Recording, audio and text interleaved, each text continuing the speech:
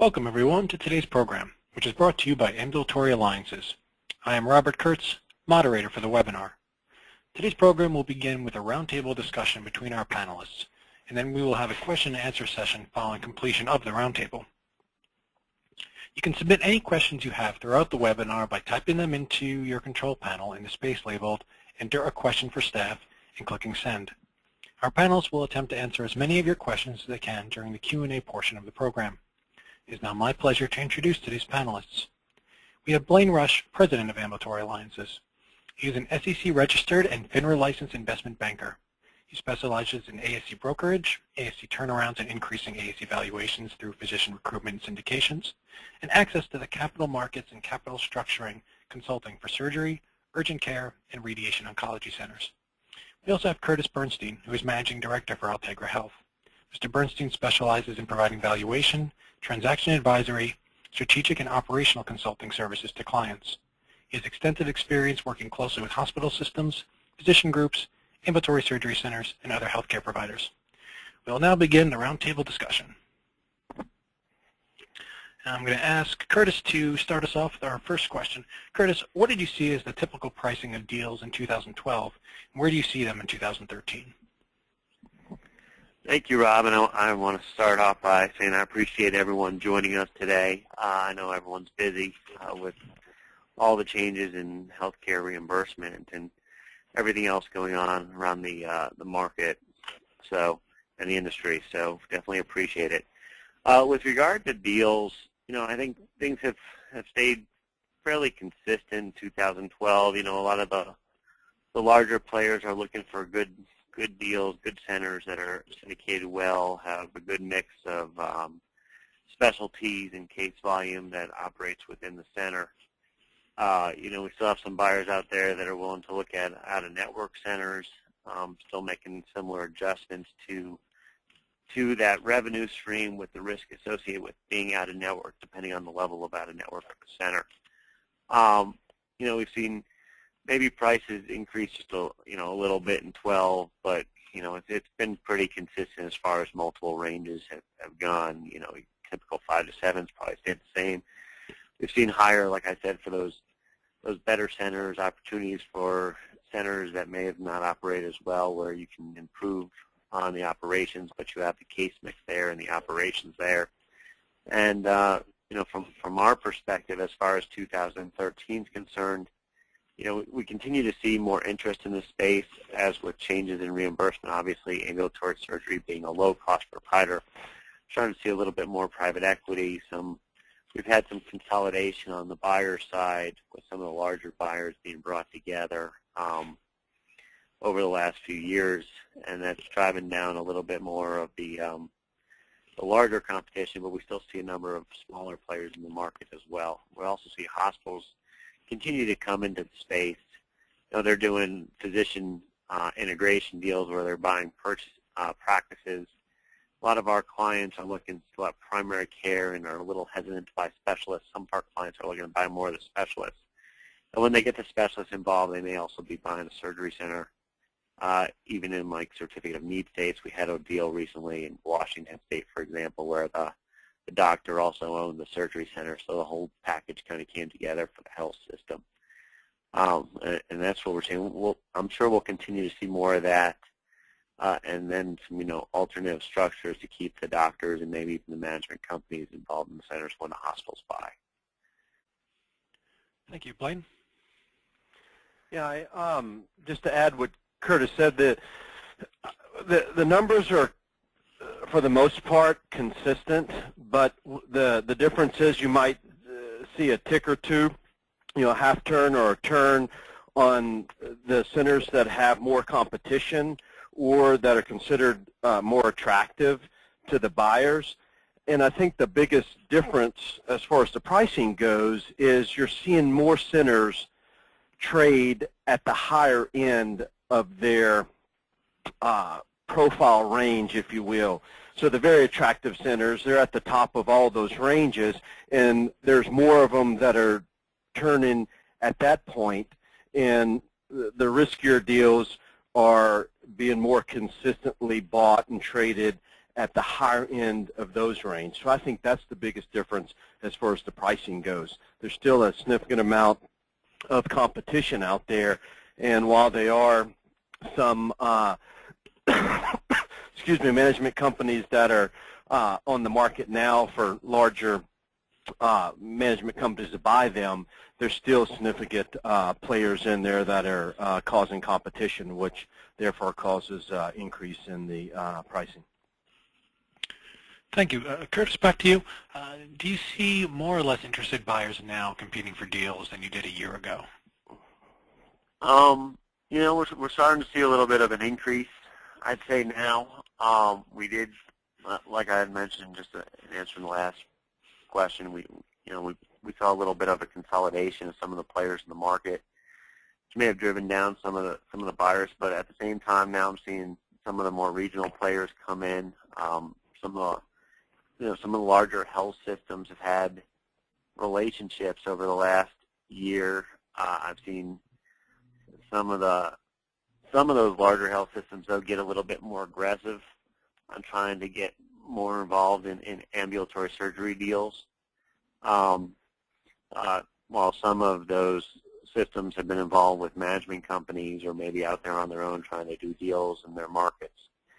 And then, like I said, on the physician integration side, we're seeing some health systems going after ASCs as part of the whole physician acquisition, buying the practice. So, I think we're starting to see a little bit more of an uptick now, where we may have seen a little bit of consolidation for the last few years.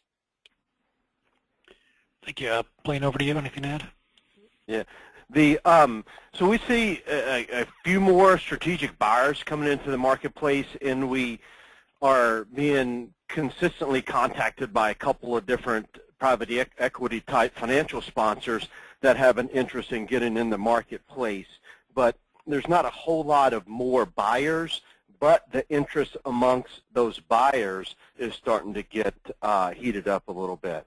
So I think that's, so I don't know that the numbers in and of themselves are that much larger now than they were, but I think the interest of those players is grown and is heating up. Thank you, Blayne. I'm going to stick with you to start discussion of our next question. As far as selling surgery center, what's different now? What's different last year compared to years in the past, and what do you foresee for this year? Yeah, great question. Like we were alluding to, the market in 2012 started out a little slow. Towards the end of the year, it started heating up. There's a lot of things that were going on, a lot of question marks, all that type of stuff, and it's continued, and we believe that it'll get hotter as we move through 2013. So the middle of last year through the end of the year started speeding up compared to the beginning of the year, and that's continued, and we believe that it's going to continue through the year. The deals that we've historically referred to as very attractive, those are becoming harder to come by. All of the buyers, the minority interest investor buyers, the majority interest investor buyers, they all want to take a look at those deals. Those competing bids are driving the prices up for those centers. And when you start to look at deals for out-of-network centers, the potential buyers are going down, so the number of the potential buyers are going down. But we've got some creative solutions that we'll discuss a little bit later when we get to the out-of-network questions in the presentation for that market. But over the recent past, the buyer pool for the smaller single specialty 1 to 2 physician centers hasn't been great, but that's changing a little bit. We're seeing competition even for those centers with that profile if they're able to articulate a growth strategy and present confirming evidence for that growth strategy. Additionally, the default for the ASC management companies has been that they want to come in, lock the seller up with a LOI that has a no shop or a standstill agreement in it with a purchase contingent upon the management company's ability to recruit surgeons or to syndicate the center. I've never liked those processes, but we've seen more buyers willing to purchase a center prior to syndication. In other words, they would close on the transaction, then recruit physicians and syndicate. This has changed, from historical view. but the centers must be able to articulate growth and defend why that they've not been able to already take that course of action, and then they're going to have to prove it up, which is obviously easier said than done, but that gives a strong argument for that process that we just described. Some of the traditional majority interest buyers that have focused on healthier centers, if you will, have been willing to take a minority position in centers that need some work if they are in a market that presents solid futures, such as a CON state, licensure state that has recruitable physicians and some other things that they see that are of value. This can give the selling physicians 2 bites at the apple, because they obviously come in and buy a minority piece, and you could put a put option in there, or you can structure the transaction agreements that says at a certain point in time we're all going to agree to go to market and we can have drag-along rights, et cetera, et cetera. Those things are becoming open, and some of those transactions have happened. If you structure it that way, but again, you'll need to be able to convey the message that the center is growable, that the market's viable, and then you're going to have to prove it up. We're also seeing, and we'll see more consolidations among the ASC management companies that we talked about, and that will obviously decrease the buyers overall, but we also believe that it's going to give some opportunity for new management companies to be formed. We've seen some of that happen where one company was gobbled up by another one, but some of the people left and they formed another management company. We believe that's going to happen as well, so that's going to have they're going to backfill with new companies. Thank you. Curtis? Yeah, I completely agree with everything Blayne has mentioned. One thing we're seeing a little bit more on the system side, what's interesting is we're seeing some systems go after decently successful centers that are joint venture now between management companies and doctors, and looking toward alternative structures to keep the doctors and maybe even the management company involved. And I think we'll probably continue to see more of that as we continue to see some of this integration. So, I think talking to some of the management companies, they've looked at being a little bit more flexible in ways that they're dealing with systems as well as those joint ventures start to happen a little more. Thank you, Curtis. I'll stick with you to start our discussion for the next question. Who are you seeing as the typical buyers, and building on a little bit what you've talked about, what are they looking for in a center, in a deal? Yeah, I don't think there really is a typical buyer. I mean, it really just depends on the situation. If it's a fully owned physician center, obviously Blayne's job is to make that market, and we're seeing a bunch of different buyers. Obviously, the management companies are out there looking for those and looking for the best centers that are syndicated correctly. There's non-compete, there's financial interest, there's a good case mix and volume mix and payer mix and everything like that. They have capacity to grow, ability to improve operations are always great things. We are seeing more of the health systems, the larger health systems that may be looking out and going out and buying ASCs, being a little bit more aggressive. Some of the larger health systems are acting more like management companies, where they used to just be looking in the areas in which their hospitals operated. Now they're going out and looking pretty much anywhere they can to operate. Management companies obviously would love to have centers in areas where they have a number of other centers. They have some negotiating clout, but they're willing to buy outside those areas as well. So, I mean, it really just varies depending on the type of center. We're seeing management companies kind of ramping up, obviously interested in the better centers and willing to take the opportunities on de novos and out of network and other centers where they may have to do a little bit of work at this point. Blayne? Yeah, like Curtis was talking about, the hospital health systems, they're obviously actively pursuing the ASC transactions, and the outpatient surgery market has become an interesting battleground between the hospitals and the ASC companies. And in fact, we've seen a number of them trying to collaborate together to, rather than fight over the same deal, they're offering some strategic alliances between the ASC companies' health systems where they'll approach a ASC transaction together in order to consummate a buy-in of majority or control of the interest of the center. But what we do, because we want them to compete independently to drive up the price, and so we've put in our NDAs that they can't collaborate unless we allow it. They can't talk to the other potential buyers, etc. But those surgery centers and surgeons, you know, especially if they're hard to recruit specialists or noteworthy surgeons in the community, that has significant value to a hospital that's wanting to align with those physicians. You know, it'd be more attractive if the surgery center is within 35 miles from the hospital. So if not today, in the future, they could flip it to provider-based designation. Obviously, there's a lot of hoops and hurdles to jump to get there, but anyway, that's one thought process. But if it's outside the 35-mile radius, the hospital still could be interested. If it gives them a foothold in a competing market, they'll just keep it freestanding. You also have a fair number of private equity groups who are looking for initial platform acquisitions. Typically they're looking for an ASC company itself that perhaps manages or owns multiple centers.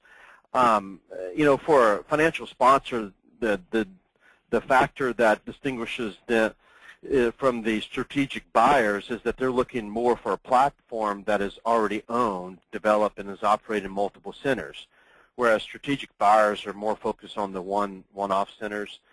But one way that you could get around this is that if you have a multi-specialty physician group that has multiple surgery centers in a market or in markets that butt up to each other, that's a possibility that the financial buyers would be interested in.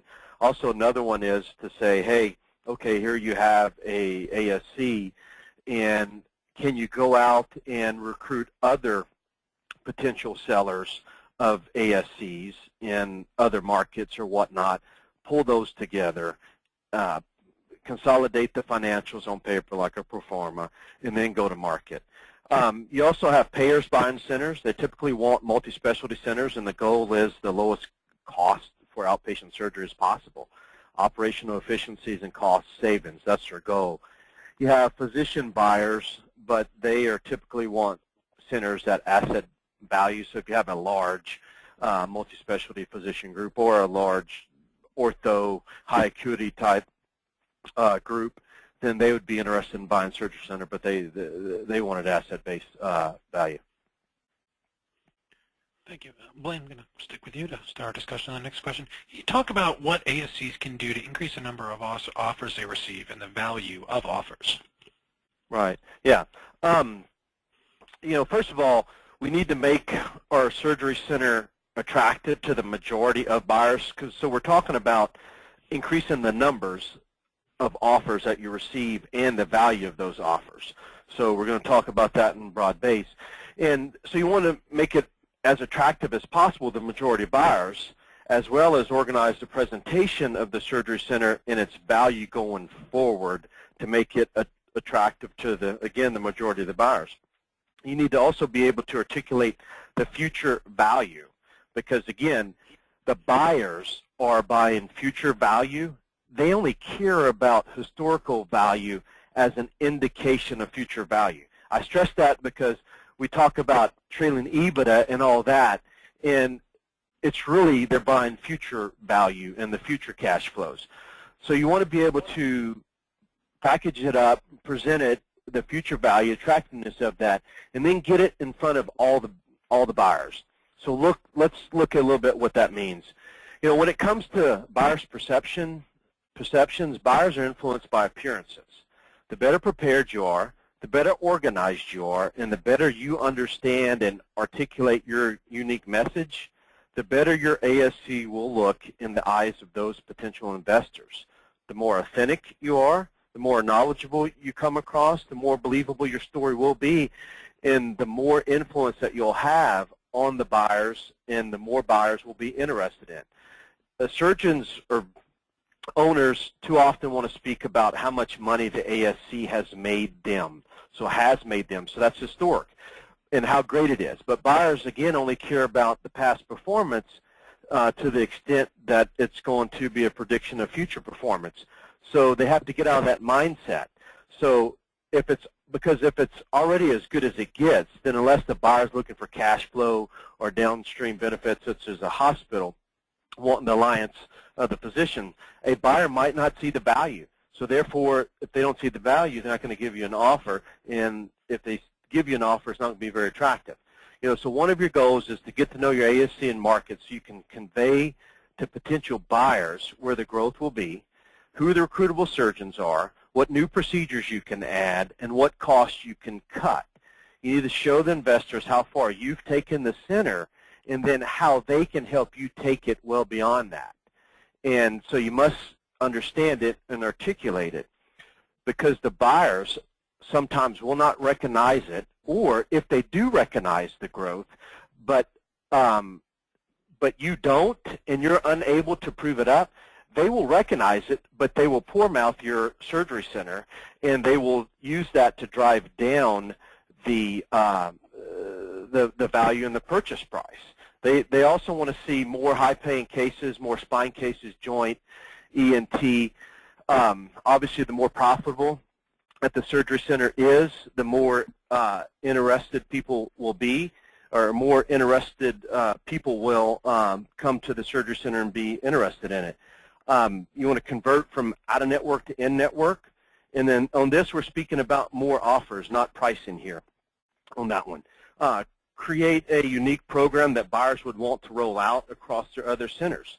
I'll mention some of that later on in the presentation and what some of the surgery centers that I'm selling have sold have done and how that was interested to the buyers. Add younger physicians, obviously you know about that. You also want to proactively market your center to all the buyers at the same point in time. The more buyers that know you're interested in selling the center, the more offers you will receive, which will in turn allow you to bid the buyers against each other and drive up the price. Curtis, you have anything to add? No, that was a pretty good answer. Sounds good. Moving on to the next question. How intent are chains to bringing in hospital partners? Curtis, why don't you lead us off on this one? Yeah, I think this question kind of swings both ways. How intent are the hospital partners in bringing in chains, and how intent are the chains in bringing in hospital partners? I think the chains are probably a little bit more intent now than they used to be. I think a lot of them have, a lot of the bigger ones have joined up with some of the larger systems, and then on the opposite side of the coin, I think a lot of the larger systems that had intent of working with chains have already kind of forged those relationships. There's a number of chains out there that they're still operating on their own, and they won't be working with the chains. I think what you have to look now is down to the more regional level or local level, and I think I think the opportunity is there for them. I think with the change in health reform and accountable care organizations, I think. And I believe we have a slide on this later. We'll get into more detail, but I believe a lot of the ASCs probably don't know exactly where they stand when it comes down to moving toward like a bundled payment or an accountable care organization. And so it makes sense for them to try to work with a hospital partner now to solidify kind of their role in that whole process.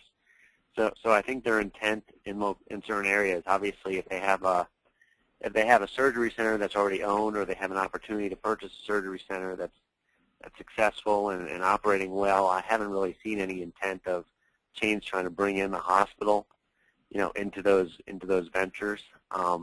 If the hospital is able to bring something to the table, like improved reimbursement or improved purchasing as part of the ownership, they might be a little bit more willing to do that. If the hospital is willing to move toward, some other type of unique agreement, like a clinical co-management that's able to keep the chain whole in some manner, the chain might be willing to do that. But without that, they're pretty satisfied with the relationships they have in their current centers. Blayne, you want to share your observations? Yeah, real quickly. I hear it from the buyers, and they ask, hey, is there an opportunity for us to bring in a hospital in this group or into this deal? And so I hear that. It's not, and then my next question is, hey, is it required? And they always say no, but it is something that they're interested in, at least position themselves or understanding going into a deal what their potential joint venture opportunities might be down the road. And I've also seen hospitals that have bought surgery centers that are looking at the 35-mile radius. Some are keeping them, hey, we're going to keep this out-of-network center until that dries up, and then we'll convert it to HOPD. So that's kind of the things that I've seen that relate to that question. And real quick, Rob, just to add to that, I think it's important to note, and obviously I'm not a lawyer, Blayne's not a lawyer, so can't really give any legal opinions here, but regardless of who the buyer is, whether it's the hospital or the management company, as long as the physicians continue to remain involved in the center, especially if you're buying the interest from the physicians, you're going to be restricted by the anti-kickback statutes, which require the transaction to be done at what's considered fair market value. Now, obviously, other people have different opinions of fair market value, but when it comes down to it, you say, well, should we bring in a hospital? Well, at the end of the day, the hospital's not going to be able to pay any more than the management company. Obviously, there's a range of fair market value, and people have different opinions on that. So, and obviously, Blayne, is involved in kind of making that market, and they're all restricted by that provision. But ultimately, regardless of the venture, it shouldn't have that big of a difference on the ultimate purchase price. I mean, some people maybe want to pay more for some reason or not, but you're still restricted by that fair market value requirement. Thank you, Curtis. I'm going to stick with you. Tell us about OIG Opinion 1222, and how might it affect physician-surgeon relationships and then ASCs? Sure. OIG Opinion 12-22 was pretty interesting. It's not specific to ASCs in particular, but it really involves clinical co-management agreements. And what happened was the Office of the Inspector General issued, I guess, what you can consider a favorable opinion, if you can really consider that, because it's obviously specific to the arrangement that was issued in that OIG opinion. And it was a health system that was engaging a number of physicians to help manage the operations of the center. And there were certain restrictions within the agreement, making sure things were monitored correctly and certain services that were being provided. And ultimately, what the OIG said, based on all of this that we read, we wouldn't come after you for violation of the False Claims Act and anti-kickback. So, from that perspective, that opens the door, I think, to a lot of hospitals. We've seen a number of health systems that have been hesitant to enter into those types of arrangements. While I've seen other hospitals, involved in a pretty decent-sized deal out in the Midwest, where the hospital bought a surgery center and then entered into a clinical co-management agreement for the operations of the whole perioperative unit of the hospital, which included the Ambulatory Surgery Center post-transaction. So what you're doing is you're opening the opportunity for a new type of relationship, which obviously was out there but didn't have federal government approval. Now we have some level of federal government approval. And we've seen some health systems in the ASC space try to work with their doctors or even the management companies in buying the center, and the hospital may go out and buy 100% of the ambulatory surgery center and then go and enter into these clinical co-management agreements. Thank you, Bob. Blayne, do you have anything to add? No, I stay away from those OIG opinions. Excellent. Blayne, let me stick with you then. What do you see as the prospects for selling a center heavy with out of network, and how are you seeing buyers valuing these facilities? Yeah, obviously to sell a center, it takes an agreeable, willing buyer and agreeable, willing seller at closing. Because they agree a lot of times through the process, but not always at the end. The prospect of selling a center with heavy out-of-network depends on the center, the market, the state that the center is in, and the earning level of that center. There are buyers and sellers for out-of-network centers. Some of those buyers will normalize the case rates to the in-network rates and then value the pro forma from there. Some will increase the discount rate in the discount cash flow modeling process, and then some will just slap a reduced multiple of EBITDA on it and come up with a value. The amount of discount is the difference amongst the strategic buyers. From my standpoint, and what I do, investment banker, we're here to make the market. My job is to work hard to understand the ASC story, both historically and future, in order to be able to convey that message and in turn to work to keep that discounting at a minimum. There's some buyers that are more aggressive and willing to look at out-of-network centers in a more positive light, but those are getting harder to find. If a center is in a market, in a state that has not been aggressive towards out-of-network, such as Texas here, I'm in Texas, the payer mix has a higher percentage of PPO insurance, the prospects are still solid, and if the center has a very large EBITDA, you'll get some attention. But the biggest challenge with the out-of-network is the worth or value or pricing of the deal, because the seller has a perception and the buyer has a perception. So if the seller is willing to take a discount, then the prospects are good. If they are less willing to take the haircut, then the prospects are much less than, say, 5 years ago. We can still sell it, but at a much less sales price than once could. But a few thoughts for the high revenue and solid out-of-network centers in markets where the out-of-network model has less risk to it, to the revenue stream, is to go to financial buyer universe. Go to financial markets, private equity groups, whatever you want to term it, but because you'll be able to maximize your position, or to be able to maximize, you need to understand what they are looking for in a target and then make adjustments to your operations or to create a model that more of them would be attracted to. For example, financial buyers look for targets that have a high-level management team in place and platform companies that they can build from or around. This typically, but not always, means multiple centers in the ASC market. So if you're a high-producing center with great cash flow, can you seek other centers, like we were mentioning earlier, other centers that have similar situation that would be open to selling the position in their surgery center? Because you recruit an executive in residence, which is essentially a high-level executive that would agree to be part of the transaction and part of a management team going forward that obviously has credibility and would pass muster with the private equity groups. And you merge them on paper, do a pro forma with consolidated financials, and go to market to the financial buyers. This could be the best play for the more profitable out-of-network ASCs, because financial buyers, or some of the financial buyers that are doing their first healthcare deal, are less likely to apply a high amount of risk discount to that out-of-network revenue. It's happened, and we have historical transactions that have went on, and these private equity groups take a portfolio view. So they have a, making this up, so they have $200 million in this portfolio, and they got 10 companies in there. So they look at the performance across the portfolio versus the one centers. And if they need to buy a center, and they buy them with it has to reach a certain threshold, both on the dollar and then dollar amount and then the scalability. And so if you reach that, then you're going to get their attention. So that's an option for the out-of-network centers now, because a lot of these other strategic buyers, they're looking to make a transaction for themselves as well.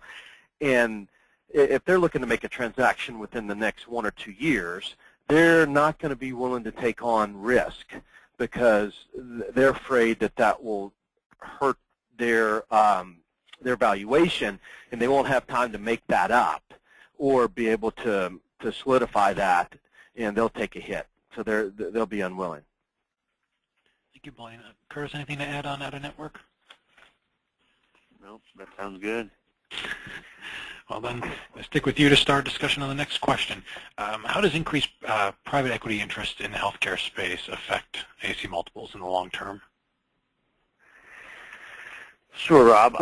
Obviously, with the more competition for certain types of centers, it's going to increase those multiples because you're going to have more and more buyers. And the more and more buyers you have, the higher the amount that those buyers will need to pay to actually get the deal done because they're competing, obviously within reason.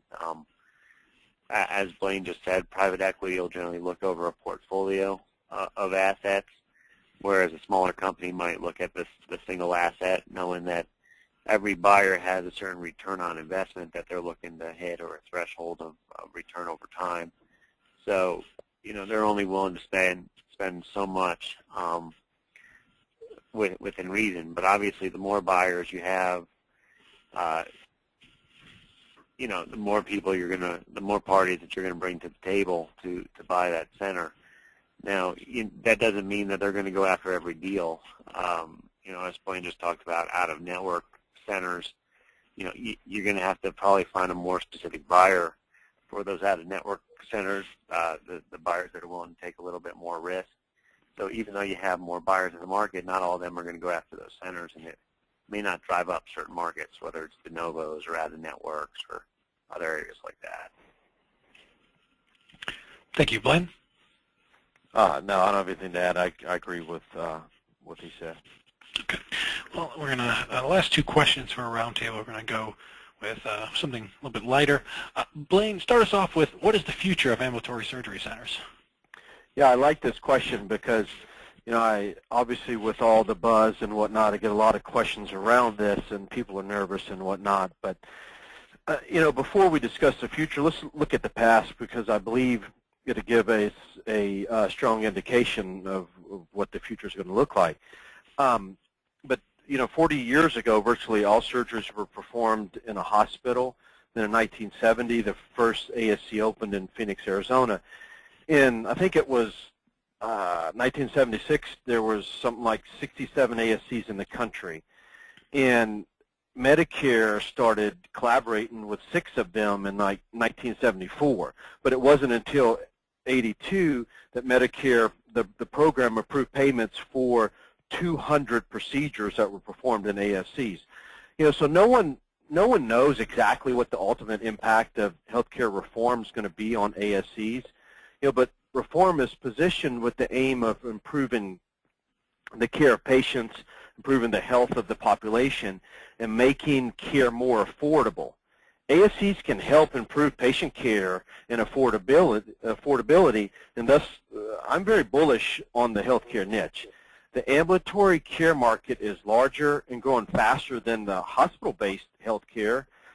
Used to have long waits in appointments, waits for appointment. That was the norm.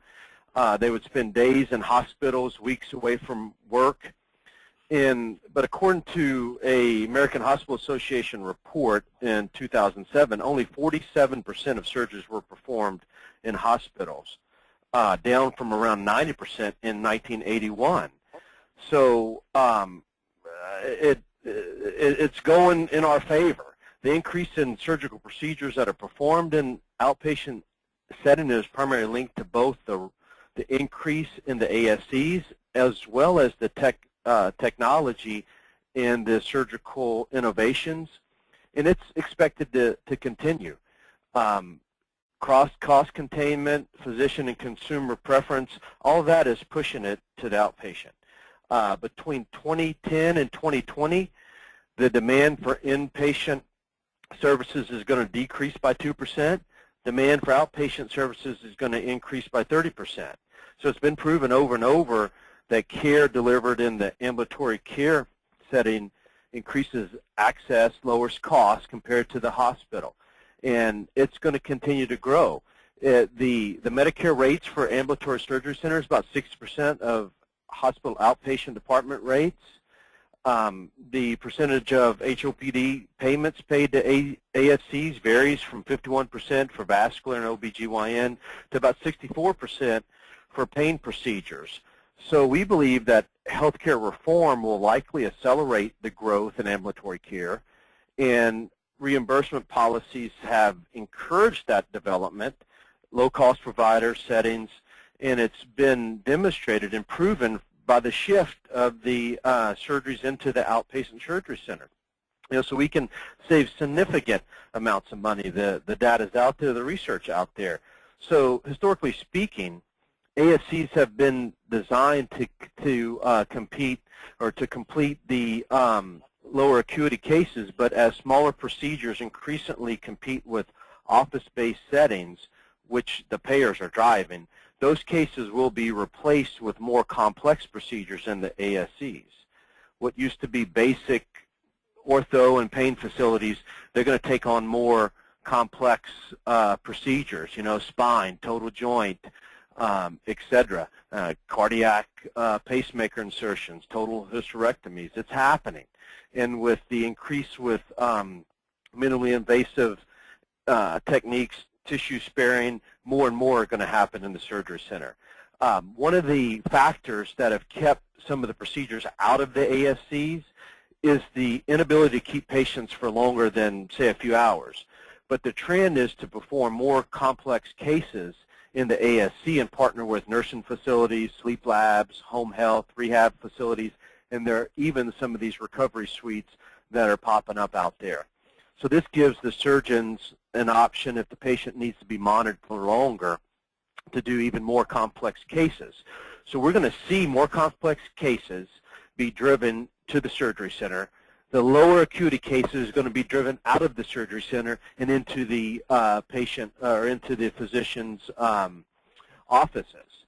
And as the low-cost provider, the surgery centers are going to continue. The market for investment in the surgery center can still be very profitable. There continues to be tremendous profit margins in surgery centers. Even though it's less than it has been in the past, it's still much greater than the vast majority of all the investments opportunities that we have other places. It has less risk if you're a physician because you're the one generating the business, and we're seeing every provider get hammered in their reimbursement.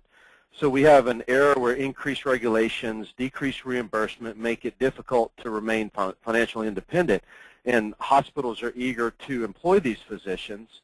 So surgeons that want to remain independent find themselves running out of options, but investing in an ASC provides the financial return that can help them stay independent.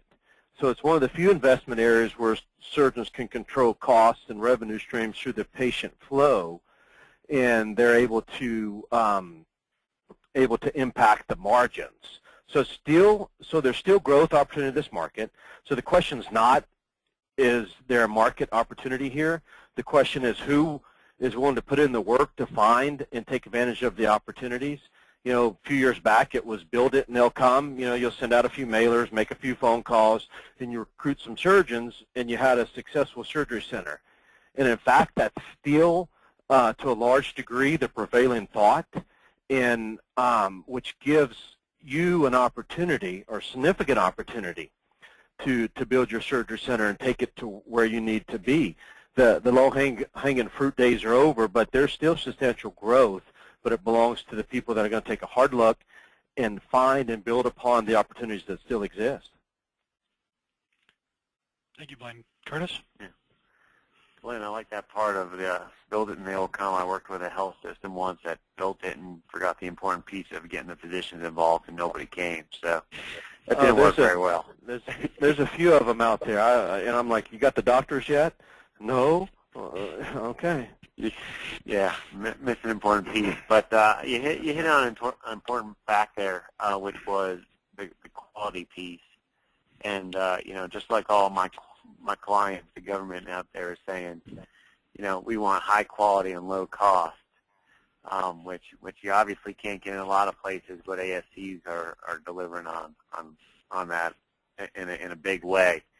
And as we hear at a lot of the ASC association meetings, obviously keep pushing the government to recognize that, and they'll push cases towards the ASC and they'll reimburse better. But what we're seeing obviously in health reform, and as a result of all the gain sharing demonstration projects and value-based purchasing, and as we see that move toward the ASC space, we're going to see that push toward quality and cost. And even on the health system side, as we're seeing more and more physician integration, we're seeing really a push toward quality and cost. So what what I think you're gonna see is more of the doctors even pushing harder than they have. Obviously now they control their cases, but if doctors become employees, for example, they'll continue to push because their compensation is going to be reliant upon improved quality. You're going to want reduced infection rates. You're going to want reduced readmissions, and you can't be doing that so well when you're doing all your surgeries in the hospital. Obviously, ASCs are the place where you're going to get that more. So you're going to see the doctors pushing for it. You're going to see the reimbursement pushing for it. When you start seeing more and more at risk, like capitation, per member per month fees, you're responsible for the cost. Well, you're going to need to find the lowest cost, and you're going to see more. We're seeing private equity investment, looking at the ASC space, looking at the urgent care space, looking at the post-acute space as ways of getting patients out of the hospital, which obviously is something you'll never hear anyone from Medicare or the federal government say they didn't want it happen.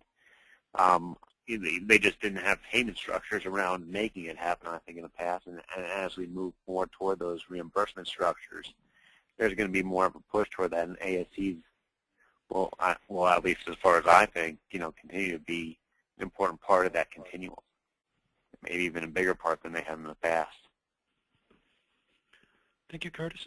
Blayne, going to have you start us off on our final question for the roundtable. Give some strategies ASCs can use to best position themselves in this interesting future, as well as in their current markets. Yeah, this is the question I was looking forward to the most. So I appreciate you guys leaving it to the end. It obviously dovetails on the previous question, but these are things that I see and deal with every day. And first and foremost, you must shore up your leadership team from both the business side and the physician side. This is complex business, and surgery centers must have a strong administrators and physician managers to drive a successful business. The leadership be engaged on the surgery center growth, cost, and quality of care, because the things that we're about to speak about takes great leadership.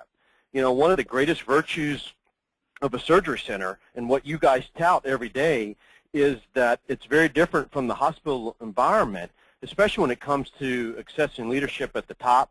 Hospital CEOs are out of reach for surgeons who need to discuss an issue or make a change, but surgery center administrators are often right there.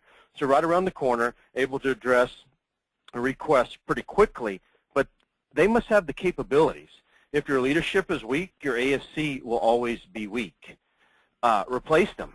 If it's from the surgeon side, even if they're the majority owner, if they are weak, if they're the weak link, have a direct and crucial conversation now, because we're not getting any less complex as far as the business and how we're going to need to run our ASCs in the future. We all know that the success of an ambulatory surgery center hinges on the center's ability to attract and grow the necessary volume of cases. Generally speaking, there's two avenues that an ASC obtains their patients, directly and indirectly through referrals, obviously.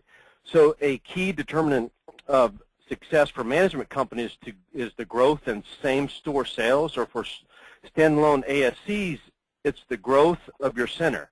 This continues to be a problem. If you look at the surgery center management companies that are for sale, and at some of the individual ASCs that are within their group, if you will, this has been one of the issues that the potential buyers are seeing, that this must be addressed. You must help your surgeons grow their practice and help them stay independent. Your ability to survive and thrive depends on it. So let's talk about the strategies that an ASC and some ASC management companies can best position themselves to compete. Again, same-store growth can be attributed to a few elements within your surgery center: ability to expand service lines and attract higher acuity cases, ability to help existing physicians to increase case volume, and the ability to expand the physician base via physician recruitment efforts. It's not new, but what we're going to talk about how to go about that's a little bit different. It was quoted, Jeff Blankenship's Surgical Notes was quoted a little while back to saying 60% of U.S. companies are self-funded rather than traditional insurance, and more are moving towards self-funding because of the Affordable Care Act. And I perceive that to be a little bit high, but the point is that this is an opportunity. This allows employers and third-party administrators to be flexible and very creative in exploring new ways to manage cost.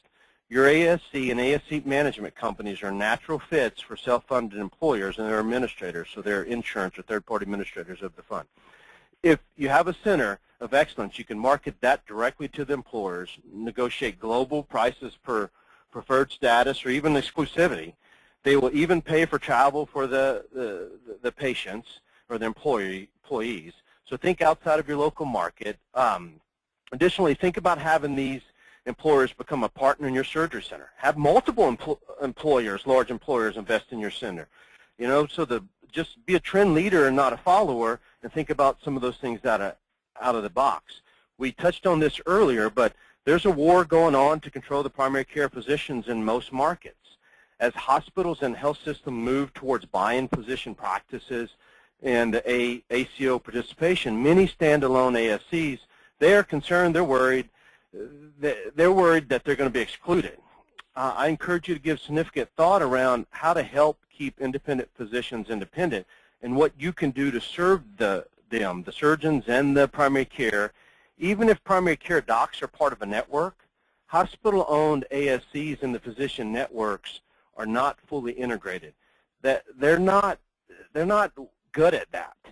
So they're not fully integrated, and they're still independent primary care physician groups, thus giving freestanding ASCs time to develop the relationships with the primary care providers. A lot of times those guys have been forgotten, but some of the ways to establish strategic alliances with primary care that we've seen along the lines of helping those primary care physicians make money that will in turn help them stay independent.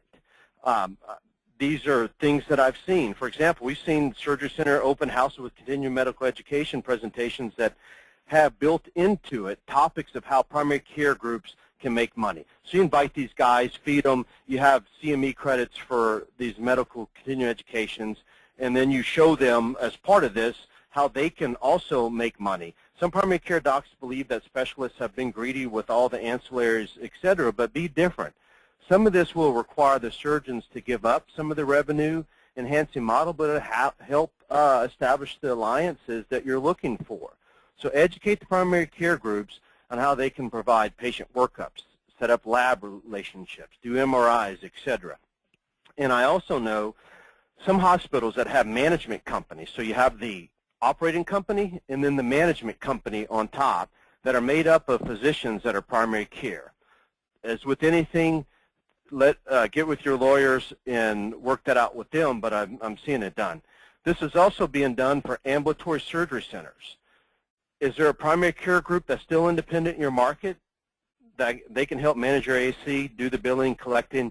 This will give them a chance to understand what a great resource you are for their patients. Teach the primary care physicians how to do procedures. I'm seeing it. It's being done. And then have a designated expert to supervise the patient's primary care provider doing the procedure in your ASC. I know one program that the expert, such as a general surgeon, gastro, or colon surgeon, teaches the primary care docs how to do endoscopies. Then the expert supervises primary care docs doing the procedure in your ASC. This program has been around for a while, has outcome studies led by a well-respected medical school that states their outcomes are better than most GIs. I'm Switzerland when it comes. I know there's some territory, turf wars and whatnot, but we're talking about established relationship with the primary care. Can this be done with other procedures? You get the facility fee, a relationship with primary care, and primary care gets to bill for the procedure, and the expert also bills as the assistant, and patient care and experience improves because it's their long-established primary care doctor. The point of it is, if you help primary care providers grow their business, you'll establish a strategic alliance with them, and in turn, they'll trust you with more of their patients' care. Another one's physician recruitment. I get it. It's been beat to death. You hear about it all the time. Everybody talks about it. But the challenge, I challenge you to think about it a little differently. I'm of the opinion that even with the management companies, there's an overall weakness in this area. I'm a little biased because what we do, I've been involved with headhunting for over a dozen years, but I've seen it up close over and over. There's a few management companies that are currently looking to be bought. We talked about that by larger management companies or financial buyers. One of the issues that continue to come up during the due diligence same-store growth, which relates greatly to internal and external caseload recruiting. So I've quizzed the management companies because I look at them and qualify them as buyers, and many of them do not have a dedicated team that is structured in the mold of headhunters that are physician recruiters. And I believe that they must improve in this area as well as independent ASCs. The program should be, in my opinion, molded around the headhunter model, and the physician recruiters should be responsible for knowing everything that goes on in the market that they're recruiting in. They should keep in touch with all the surgeons, the nurses in their office, the practice administrators, 360, everybody around them, and know who's coming and going, who's recruitable, et cetera, because there's only a few left that's recruitable in certain markets. Some markets have 20 because, but those are the CON and the licensure hard to get states. Most markets, there's only a few, and you need those few. So over the past few years, there also has been a trend of increasing consumerism in healthcare. We live in a society. More people are seeking knowledge and understanding of their issue and their providers. They're absorbing more of healthcare costs. More self-insured employers exist, as we spoke about. So you need to think of your patients as customers and look at the practices in the centers as a consumer market. Patients make decisions based on price, quality, and convenience. This gives you a significant opportunity in the direct-to-patient marketing. It's a topic for its own webinar in itself, but we need to at least brush on that. While this has been successfully done by some in the ambulatory surgery center market, it's been slow to be adopted. Direct-to-patient marketing has proven to work. There's no greater example than looking at pharmaceutical industry, dentists, chiropractors. You can also see examples by looking at the bariatric surgeons, LASIK surgeons, and some spine surgeons. So if you have the patients, you will control the surgeons. You have the patients refer, then you can recruit the doctors, and you'll help your surgeons stay independent from hospital employment because they have more cases than they can possibly do. They're covered up. I have an ASC that I'm currently selling that has built a strong direct-to-patient marketing program for bariatrics, and that intellectual capital and program is one reason that this center is attractive to or to a couple of the buyers that are buying for the center. They can roll this program out across their other centers and for other subspecialties outside of bariatrics. And in this particular center, the physician recruitment and the direct-to-patient marketing is led by the same person. They also have a call center of one person. So I know a lot of people out there say, well, I only have a small center. Well, it's only one person that's the call center. Obviously, you have multiple centers, larger centers, you can have more than one person in the call center. But they handle the calls that come in from the marketing. So the days where the local primary care would refer to the specialists are still here, but with the growing number of them being employed by the hospitals, it's eroding. So healthcare is a business, and business has marketing, because we have an opportunity to capture the patient before they go to their primary care doctor or their specialist. You can influence the patient's decision and be the destination surgery center. So to recap all of that, and those long-winded, you need to align yourself with primary care physicians, help keep them independent, and help keep the ones that are independent. Need to help your surgeons stay independent. Need to establish a stronger physician recruitment program and look to the headhunting model, as well as establish a direct-to-patient marketing program and work to establish strategic alliance with payers and employers. Thank you, Blayne. I'm going to throw it over to you, Curtis, for some final thoughts on our final question for the roundtable. Rob, it's pretty hard to follow that up with Blayne. Obviously, has a lot of great thoughts there. So yeah, I mean, just to kind of repeat what Blayne said, and to some extent, obviously associating yourself as much with the physicians within your market currently, and trying to lock them up from a financial perspective and a non-competition perspective. One thing I did talk about before was clinical co-management, and and it's one of those weird, unique things where surgery centers have non-compete agreements with some of their owners, but they generally only account for ownership interests, whereas they don't account for compensation type arrangements. So making sure those types of non-competes are in agreements obviously would make sense. Really, you don't have much else to add to what Blayne said. He had a great summary there. So to go on, we'll roll over too. Well, thank you. Well, again, this reaches is the end of the roundtable discussion. We've run a little over the time originally planned, and what I'm going to do now is I'm going to ask Blayne and Kurtz to share some final thoughts. For those of you that submitted questions, pass them along to Blayne and Kurtz after the program.